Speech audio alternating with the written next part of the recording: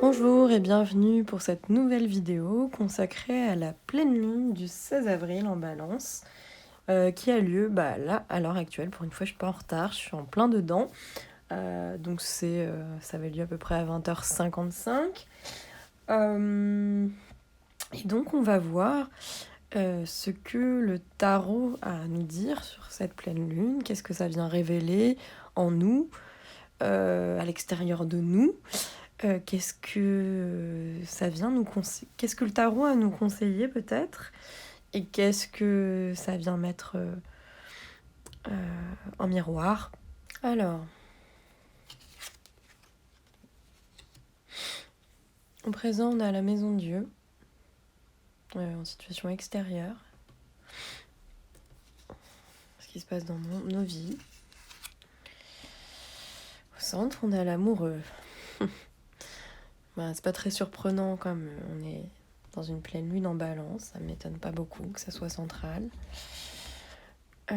Ici, on a l'impératrice, intérieurement.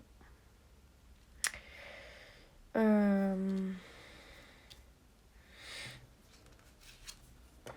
y a l'étoile. Dans ce qui est conducteur vers notre objectif, vers notre direction, il y a la papesse. Et au bout, on a la roue de fortune. C'est intéressant parce que quand j'ai battu les cartes, elle est tombée 2 fois. Donc elle voulait vraiment sortir.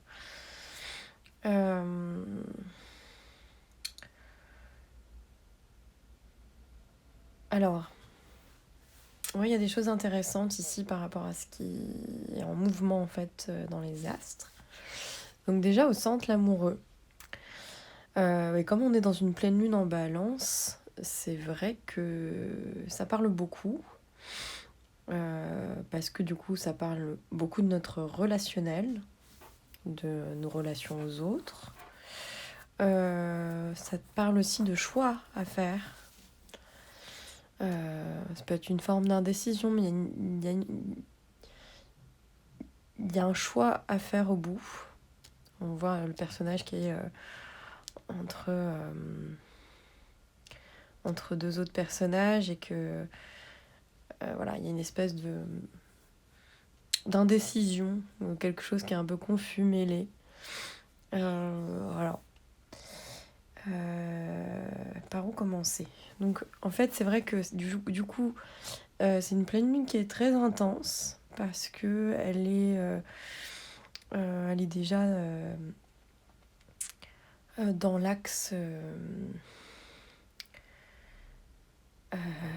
du bélier et de la balance, parce qu'une pleine lune c'est toujours une opposition en fait entre la lune et le soleil.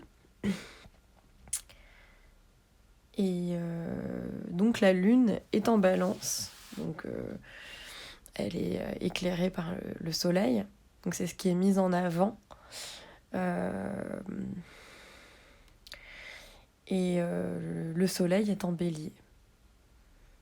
Donc on a cet axe-là qui est très intense, qui est l'axe du nous et du je. Et donc qui va beaucoup appuyer sur justement les limites entre ou l'équilibre plutôt à trouver entre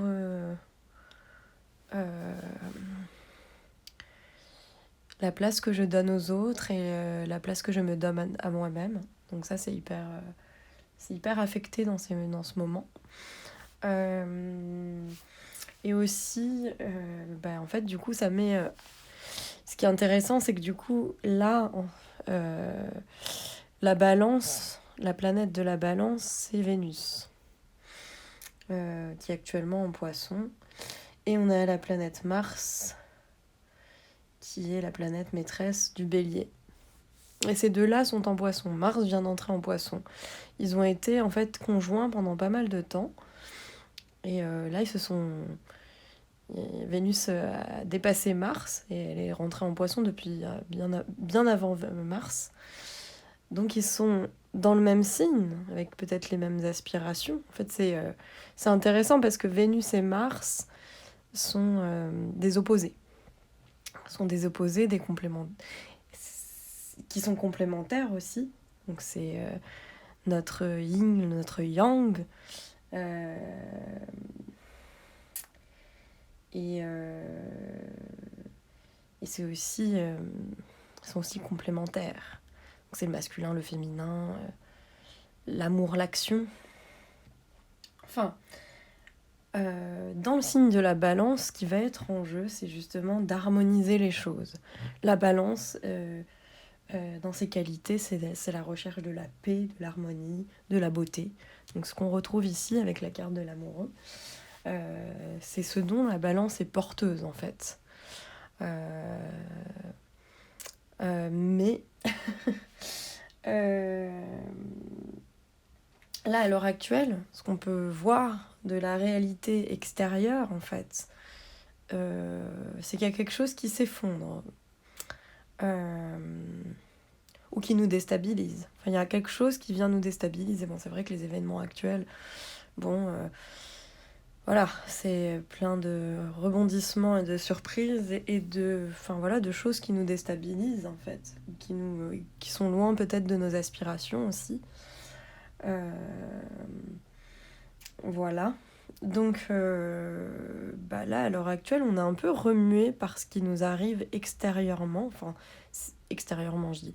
C'est dans notre vie, c'est pas dans notre vie personnelle, c'est pas dans notre monde intérieur. Mais voilà, on peut être pas mal déstabilisé par ce qui arrive à l'extérieur. Et donc voilà, peut-être que là, c'est un moment où, comment dire, il y a une perte de repères en fait. Voilà. Et que justement, la balance, elle peut peut-être se sentir plus insécure dans un moment comme ça, puisqu'elle aspire à un idéal auquel peut-être la réalité se heurte un peu. Peut-être qu'elle aspire justement à cette paix et qu'elle voit de la violence, de l'injustice, et que ça, ça met en péril son idéal en fait, son idéal d'harmonie. Et peut-être que ouais, il y a une perte un peu d'idéal. L'idéal, il est toujours là en fait. Cette pleine lune, elle met en lumière cet idéal-là, en fait, puisqu'on est dans la balance, que Vénus, en plus, est en Poisson, que Mars vient de la retrouver. Donc, les deux polarités opposées se retrouvent dans un même signe, le Poisson, qui nous parle d'idéal, justement, qui nous parle de spiritualité, qui nous parle de rêve, qui nous parle... qui voit beaucoup plus grand. Et donc c'est quelque chose... Voilà. Vénus est en train de rejoindre justement cette conjonction hyper importante qu'il y a en Poisson entre Jupiter et Neptune, qui sont quand même les deux planètes du Poisson, les deux planètes maîtresses du Poisson. Jupiter qui représente l'expansion et Neptune justement la spiritualité, l'idéal, le rêve, l'amour universel, l'amour dans sa plus haute vibration. Et Vénus est en train de rejoindre cette conjonction. Donc c'est un moment assez exigeant en fait, et en même temps précieux, où il y a quelque chose qui peut se dégager de ce moment, enfin cette conjonction vers laquelle on court. Voilà. En même temps, c'est un moment déstabilisant aussi, où il y a une perte de repères, où on peut sentir que justement, enfin, cette harmonie souhaitée, en fait, elle est... Enfin voilà, Mars est rentré dans le même signe que le Poisson, Je m'embrouille. Mars est rentré en Poisson, pour ceux qui suit Vénus. Mais bon, voilà, ils sont un peu distancés maintenant. Donc elle le quitte, en fait. Elle quitte Mars. Et une espèce de fuite, comme ça, pour euh, abandonner les vieilles valeurs, en fait, auxquelles elle a plus envie. Il y a comme quelque chose, en fait, qui nous fait violence extérieurement, qui est hyper active, qui vient nous chahuter, en fait. Voilà, moi, c'est ça que je dirais. Je vais arrêter de m'accrocher qu'à l'astrologie, je vais m'accrocher à mes cartes aussi. Et voilà, on est chahuté à l'heure actuelle par les événements qui se produisent à une échelle collective ou individuelle. Mais on est pas mal chahuté, on est pas mal sous pression aussi. Mettre vraiment de la pression, quoi. Et du coup, voilà, quoi, on tient un peu sur les nerfs, quoi. C'est un peu l'explosion, quoi. Enfin, il y a des choses qui explosent un peu en nous-mêmes. Donc c'est un peu la cocotte minute, là, dans ce moment. Qu'est-ce que je peux dire d'autre de ces cartes? On a 16 et 6, donc ça nous fait 22.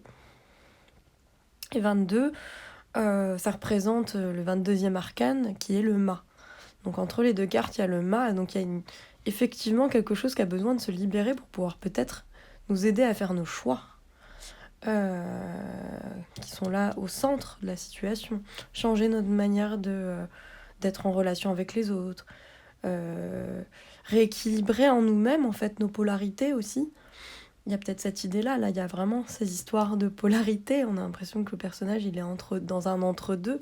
Il y a quelque chose qui, pour l'instant, est encore déséquilibré. Et donc, il y a peut-être quelque chose à abandonner aussi, en fait. Parce que avec la carte de l'amoureux, il y a l'histoire du choix. Et il y a aussi se délester du passé, en fait, aussi. De ce qui peut-être ne correspond plus à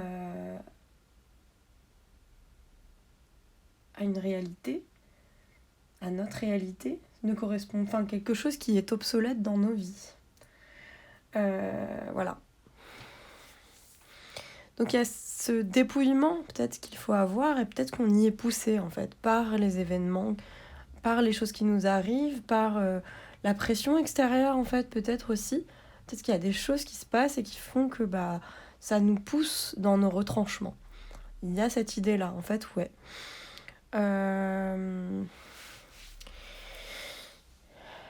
Il peut y avoir de la fatigue aussi, vraiment. Elle était déjà présente, je crois, dans le précédent tirage, mais ici, en fait, j'ai l'amoureux et l'impératrice. Donc l'impératrice, à l'intérieur, en fait, il y a quand même quelque chose qui est fécond, qui est créatif. Il y a beaucoup de désir présent. Le désir, il est là. Et peut-être qu'il a encore chahuté, on ne sait pas très bien. On a du mal encore à percevoir les choses. Je pense qu'il y a des choses qui nous sont voilées, en fait. Oui, parce qu'on est dans cette perte de repères, on ne sait plus quoi écouter, peut-être, en fait.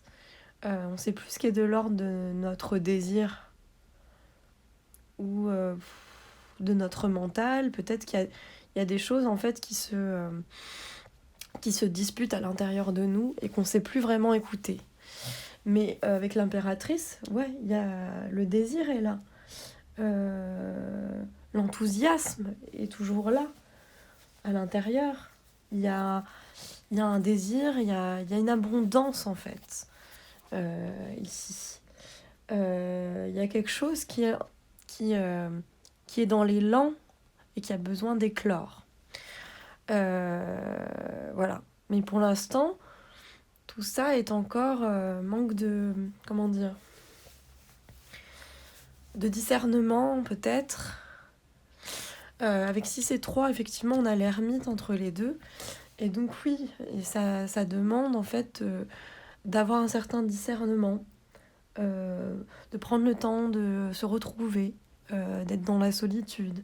Il y a peut-être encore beaucoup de fatigue, comme je le disais aussi, peut-être par quelque chose qui nous met sous pression et qui, du coup, nous donne des difficultés à prendre des décisions, à aller dans des directions.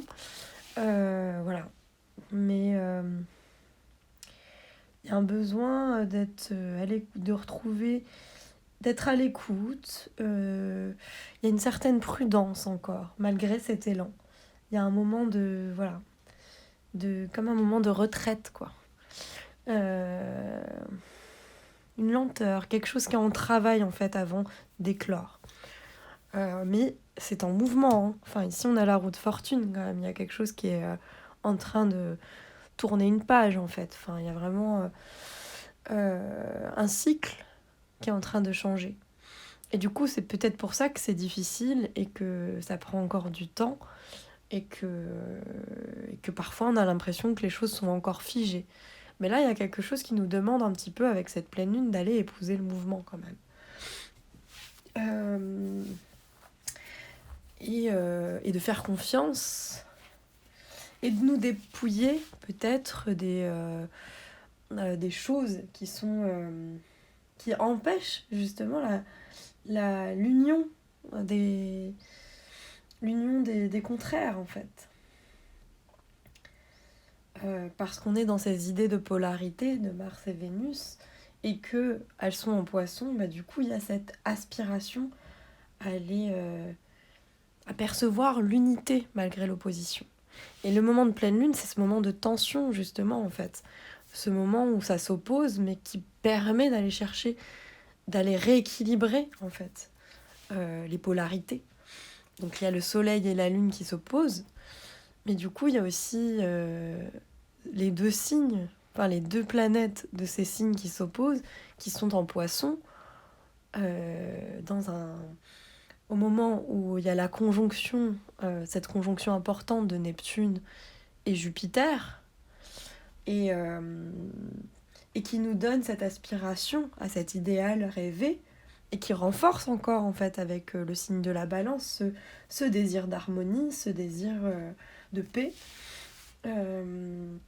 ce désir de peut-être plus de légèreté aussi. Voilà, une espèce d'équilibre. Et en Balance, justement, on a besoin en fait de trouver cet équilibre-là. La Balance, elle est porteuse de l'ordre juste de cet équilibre qui devrait neutraliser les opposés, justement. Donc, voilà. On est poussé ici à ça. Et justement, quand les choses nous paraissent déséquilibrées à l'extérieur ou nous mettent sous pression, sont chargées d'une forme d'injustice ou de violence, qu'il y a quelque chose qui nous fait violence, et ben ça nous insécurise en fait.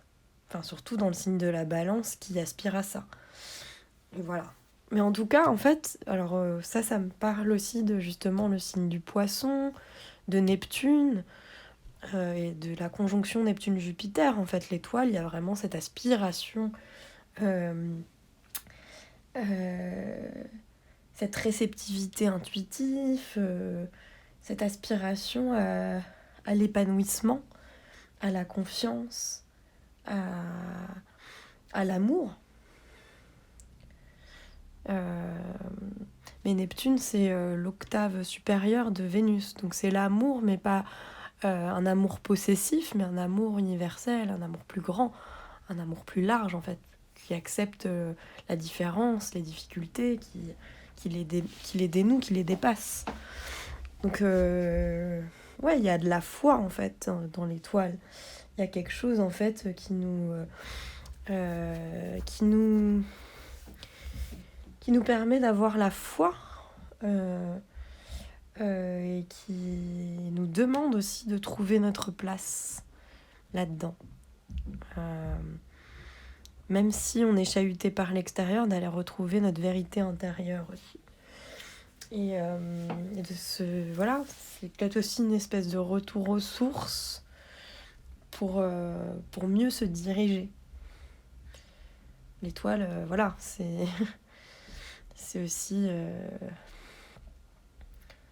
l'étoile du berger, quoi, qui nous permet de nous repérer dans l'obscurité. Donc c'est ça qui est assez fort en fait. Donc du coup j'ai l'impression qu'il y a quand même ce moment qui est hyper fort Et en plus, on a donc effectivement, il y a quelque chose qui remonte à la surface, peut-être, des choses qui nous arrivent, euh, qui, qui nous déstabilisent, comme je disais, qui nous fait perdre nos repères. À l'heure actuelle, on a quand même Pluton, que Mars et Vénus ont déjà traversé, sont passés en conjonction à Pluton, ensemble.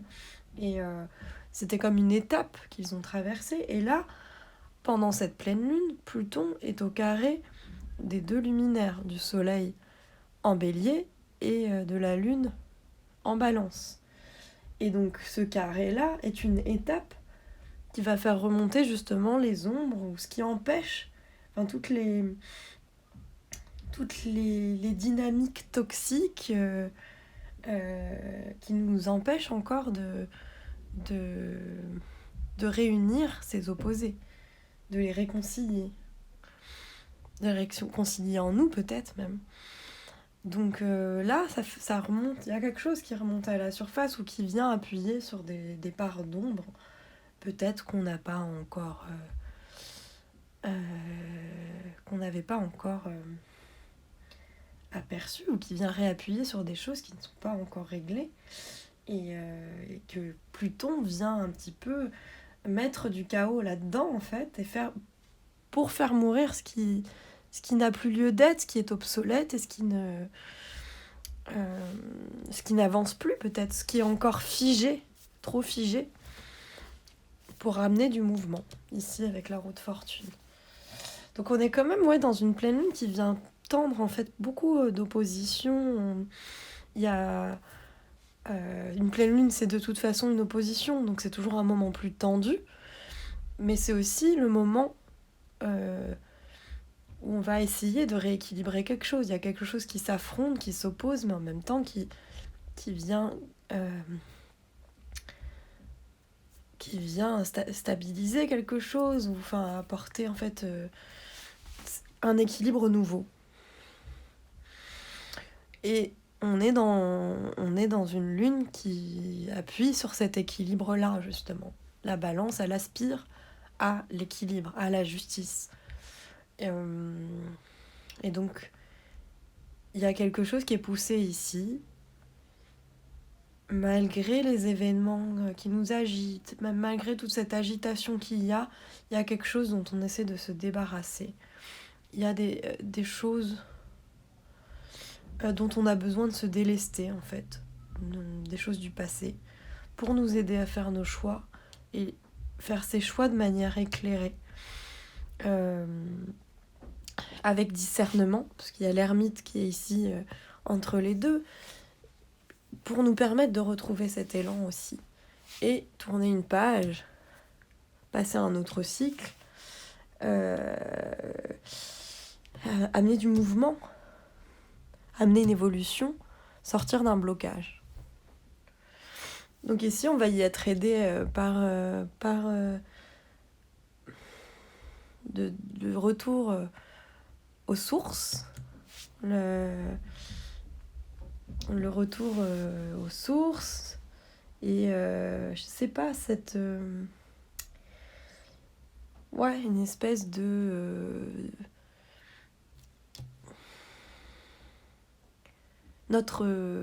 retrouver en fait cette confiance malgré les événements, justement.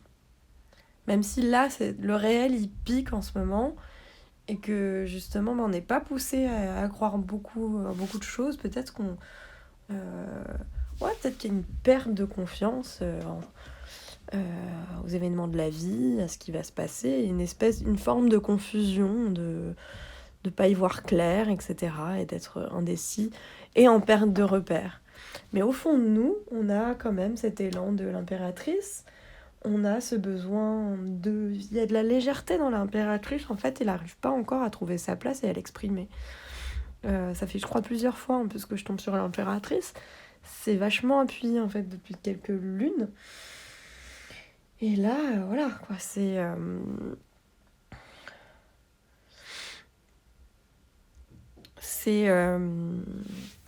très parlant, en tout cas, de ce qu'il y a à l'intérieur, ce besoin de retrouver cette légèreté, cet élan, cette créativité, de le faire exister dans le réel, mais le réel, à l'heure actuelle, nous déstabilise totalement, en fait, quoi.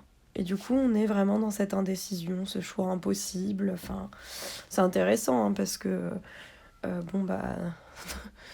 on est nombreux, par exemple, à être dans aussi cette position par rapport aux élections présidentielles, quoi, d'être dans ces espèces de choix impossibles. Enfin, donc il y a des choses, ben voilà, je mets en relation avec les présidentielles, mais là, ouais, une espèce de truc, bon voilà, c'est dans notre vie collective et individuelle. Mais là, il y a vraiment au centre ce truc d'aller chercher le choix, mais en conscience. Euh, le choix éclairé, quoi, mais éclairé par ce qui nous paraît le plus juste, en fait. Ce qui nous paraît le plus juste. Et en fait, bah, la clé de tout ça, à l'heure actuelle, ça va être la traversée de Vénus dans Jupiter et Neptune. Elle va être initiée, Vénus, quelque part, et elle va s'écarter, en fait, de Mars, qui n'est pas encore totalement débarrassé de ses vieux schémas, et dans une action peut-être un peu, enfin voilà, guerrière, revendicatif, enfin il y a quelque chose comme ça, d'impulsif chez Mars, qui peut être très... Enfin, la planète Mars, elle apporte cette impulsion aussi, qui est aussi un élan vital. Mais il peut y avoir quelque chose de chaotique là-dedans aussi. Et il y a peut-être ces vieux schémas dont on a besoin de se débarrasser aussi, de compétitivité, de toutes ces choses-là. Et Vénus, elle va traverser Jupiter, donc qui représente l'expansion, et Neptune, notre spiritualité, euh, notre idéal. Enfin, voilà, on va vers quelque chose de beaucoup plus grand, d'énorme. Enfin, et, euh, et voilà, l'étoile, elle est là. Et elle va... pour moi, voilà, il y a quelque chose à renverser, qui est renversé à l'heure actuelle, mais qu'on voit pas très bien encore. Qui est encore un peu... comment dire, bah, qui est tellement chahuté qu'on n'y voit plus très clair et qu'on est dans cette indécision. Mais qui a besoin de se libérer. Il y a vraiment besoin de libérer d'anciens schémas et ça résiste encore en fait. Et du coup, c'est peut-être les événements extérieurs qui amènent des situations dans lesquelles on doit se confronter.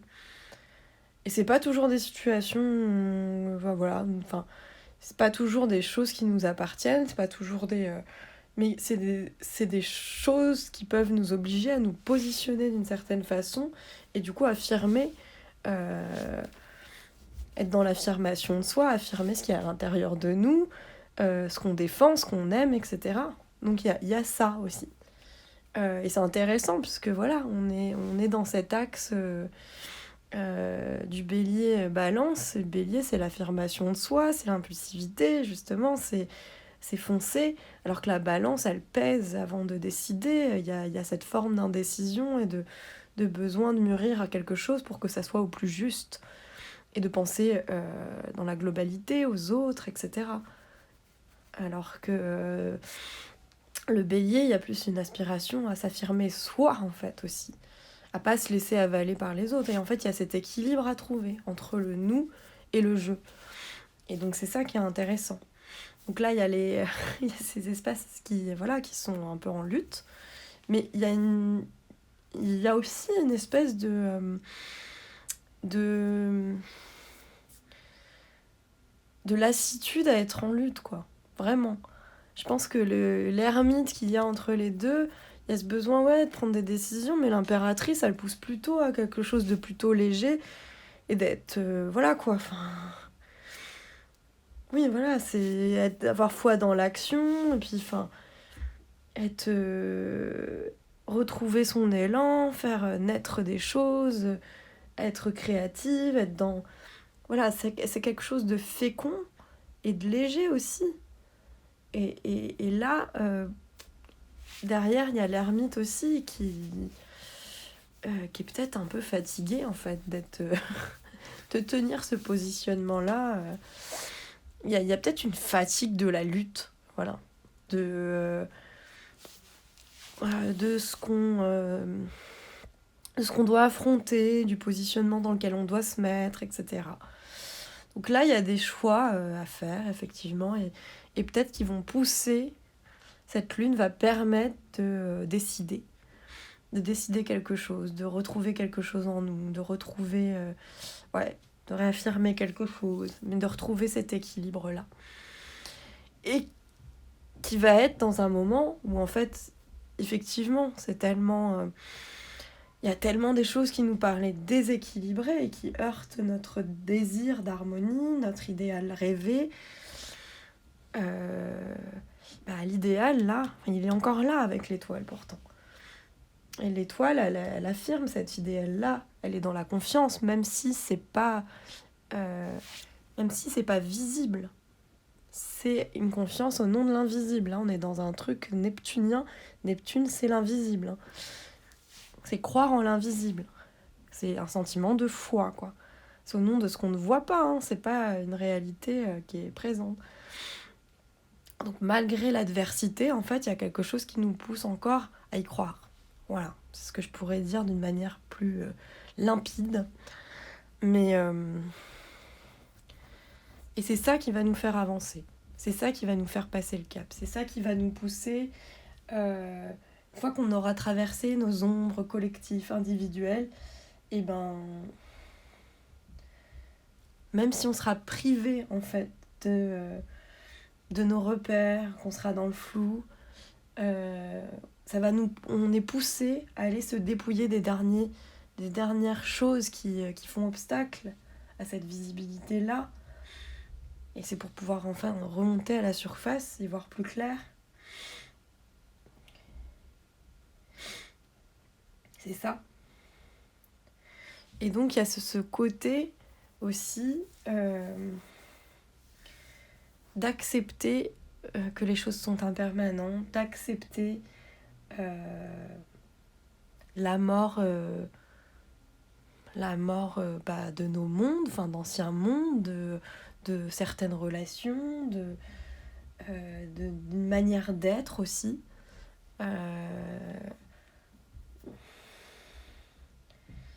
De notre relation au réel aussi. Et c'est par ça, en faisant mourir tout ça, en acceptant de traverser ces ombres-là, que je dirais que notre idéal pourra renaître. Pour l'instant, peut-être que c'est la confusion totale, en fait. C'est vraiment une perte de repères, il y a beaucoup de choses qui sont en mouvement, en fait. Et nous, on est encore figé sur quelque chose. Il y a encore des choses qui sont figées à l'intérieur de nous et qui nous amènent pas de la confiance pour choisir. Et quelque chose va bouger, va se mettre en mouvement ici avec la roue de fortune et va nous faire évoluer, va nous faire sortir des blocages, de l'impossibilité justement d'unir nos polarités, d'accepter l'opposition. Je sais pas, il y a quelque chose en fait qui va s'enclencher avec cette lune. Alors ce que je dirais aussi, c'est que la papesse, ici, elle nous y prépare en fait. Donc je reprends parce que j'ai été interrompue. Donc la papesse, ici, c'est aussi ce qui va nous permettre de nous préparer, d'être à l'étude, d'observer les choses, de prendre connaissance, d'être dans la patience, une espèce de chose, en fait, de laisser germer quelque chose qui est en gestation, d'être dans une sorte de méditation aussi, en fait, d'observer les choses un peu à distance, avec recul. Il y a quelque chose qui est en germe et qui est à l'étude. Qui pour l'instant s'exprime pas, enfin qui est dans le silence, l'espèce de mutisme, mais qui est une préparation, un temps d'étude en fait, pour amener ce changement. Et ici, avec l'étoile et la papesse, on a quand même, ça nous fait 17 et 2, ça fait 19 le soleil. Et c'est quand même une préparation à cet idéal, mais qui nous amène euh, à retrouver l'amour de soi, à plus de chaleur. Il y a quelque chose, enfin voilà, qui nous amène vers plus de joie et de spontanéité. Il y a quelque chose comme ça, en fait, avec le soleil, qui était déjà en jeu dans la précédente nouvelle lune. On est allé vers le soleil. Ici, le soleil, il est dans... Voilà, il y a quelque chose qui se prépare pour retrouver quelque chose de plus vrai, de plus juste, une espèce d'élan vital aussi, parce que le soleil, c'est la vitalité. Hum, Et c'est voilà, c'est cette joie retrouvée, c'est cet élan, c'est comment dire, ouais, c'est vraiment un retour à soi, plus juste, plus vrai, plus spontané, plus léger en fait. Il y a beaucoup plus de légèreté. C'est voilà, l'union heureuse, c'est de l'association, c'est la solidarité aussi. Euh, c'est retrouver un accord en fait. Donc retrouver justement cette union des polarités aussi. Il y a quelque chose qui se met en accord, qui s'unit, qui remonte à la conscience. Il y a vraiment une idée de retrouver quelque chose de, voilà, de vrai. Il y a une traversée avec le soleil pour aller vers quelque chose de plus spontané, peut-être de plus enfantin aussi, parce que dans la carte du soleil, il y a des enfants. Euh, donc voilà, c'est cette joie simple en fait. Voilà. Et là, il y a un peu voilà, quelque chose qui est en travail pour retrouver cet idéal-là, y croire à nouveau, retrouver cette joie. Et faire changer les choses. Faire changer les choses profondément dans nos vies. Passer d'un nouveau cycle. Mais là, on est encore dans ce moment où on est déstabilisé, quoi. Enfin, on est en perte de repère, qui est peut-être un moment qui va passer sûrement. Hein. Il passera, puisque la roue tourne. Voilà, c'est le changement de cycle. Et il y a cette idée d'impermanence avec la roue de fortune. Mais, euh, mais pour l'instant, ça accroche encore. On sait pas encore. On a encore du mal à faire nos choix, en fait. Il y a besoin d'équilibrer quelque chose, de retrouver cet équilibre-là. Ouais, parce qu'on se confronte à une réalité qui est peut-être plus sombre que ce à quoi on aspire, en fait. Voilà ce que je pourrais dire. Donc je vais tirer une dernière carte pour éclairer la roue de fortune. J'entends plein d'enfants là-haut qui jouent et qui tapent et qui partout. Donc juste au moment où je parle du soleil, c'est quand même intéressant. Voilà. Et ben je vais prendre celle-ci. Et ben c'est le mât. Et effectivement, le changement en cours, il est quand même fait pour aller trouver plus de liberté. Hein. Il y a cette idée-là hein, dans le... Ce qui nous entrave encore, c'est tous nos vieux fonctionnements, nos vieux schémas dont il faut se dépouiller, se libérer. Et le mât, c'est aller vers cette joie de l'instant présent, aller vers l'inattendu, sans peur, sans crainte, être dans... C'est le principe d'évolution, euh, c'est aussi bah, un moment de découverte, d'ouverture. J'ai retrouvé tout ça en fait. Euh, Puis ça peut être un moment de remise en question important aussi en fait le mât. Mais là en fait ouais, ce cycle-là, oui, on remet en question beaucoup de choses en fait dans nos vies et on en est bousculé individuellement et collectivement. Il y a quelque chose qui se libère dans ce moment-là. Et c'est vrai que le mât, là, il nous pousse à agir. Il y a un gros apport d'énergie, quoi. C'est beaucoup d'énergie. Euh, c'est un moment de libération, en fait. Il y a quelque chose aussi de très rapide dans l'énergie du mât. Donc, des choses qui se précipitent. Et il y a une espèce de disponibilité, en fait. des opportunités, trouver son chemin de vie. Enfin, c'est tout ça qui est en jeu dans ce moment de changement de cycle. Le mail était déjà entre ces deux cartes-là, et en fait là on est poussé. On est poussé actuellement à libérer des choses qui sont pas encore libérées, qui sont là le fameux carré de Pluton au luminaire, donc au soleil et à la lune, il vient travailler ça précisément. Et le soleil et la lune, comme ils sont en bélier et en balance, bah ça travaille sur Mars et Vénus qui, elles, sont en poisson. C'est des espèces de jeux comme ça, où voilà, là on vient travailler sur justement cet idéal-là. Et cet idéal qu'on n'arrive pas encore à atteindre, enfin qu'on n'atteint pas parce qu'il se heurte à tout un tas de choses qu'on veut pas...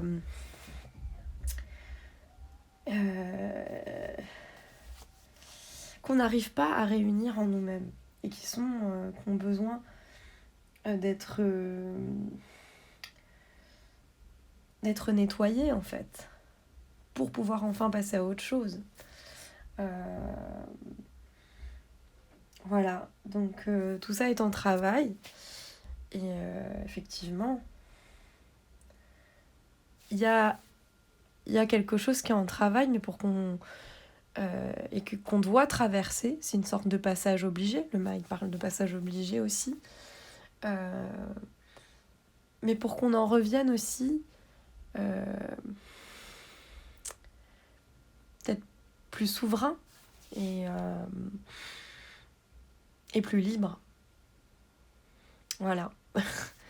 Donc, j'ai pas fait la relation avec effectivement la nouvelle lune en balance d'il y a 6 mois, mais je crois qu'il y a une vidéo en fait. Parce qu'en fait, c'est vrai que je le faisais plus depuis un moment parce que j'ai sauté quelques lunes pendant l'été. Et ce qui fait que du coup, je n'avais pas le tirage de la nouvelle lune qui peut répondre à la pleine lune actuelle. Mais il me semble que j'ai fait une vidéo, je vous la mettrai en lien sur YouTube. Puis sinon, je vous invite à aller la regarder sur Instagram. C'est la nouvelle lune en balance d'il y a 6 mois. Donc dans mes tirages précédents. Et c'est vrai que je ne l'ai pas regardée, donc je ne sais pas comment elle fait écho, mais ça peut être intéressant d'aller la voir.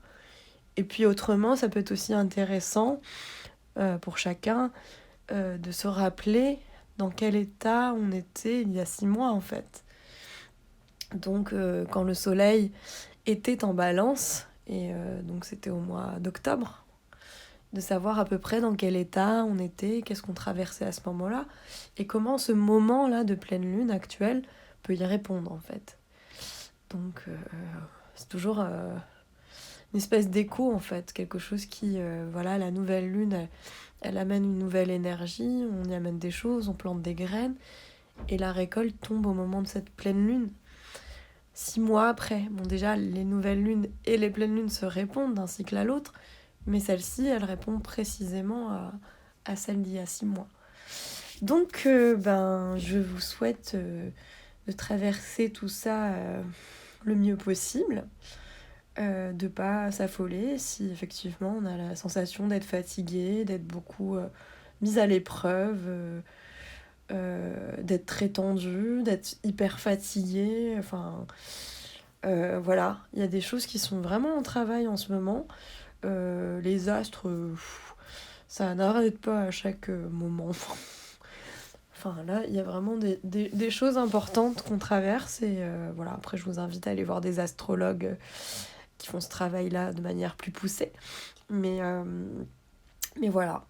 Je vous dis à très vite pour une prochaine vidéo et pour les prochaines lunes qui ne manqueront pas non plus d'être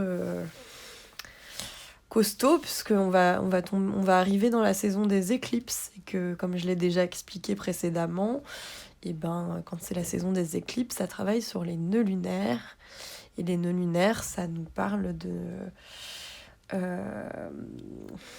de notre axe d'évolution, le dharma, le karma, et ça vient travailler là-dessus, ce qui est à faire évoluer, à faire changer, et c'est traversé collectivement. Donc là, on est un peu en préparation de ça, parce qu'il y a justement, du coup, Saturne qui fait un carré au nœud lunaire.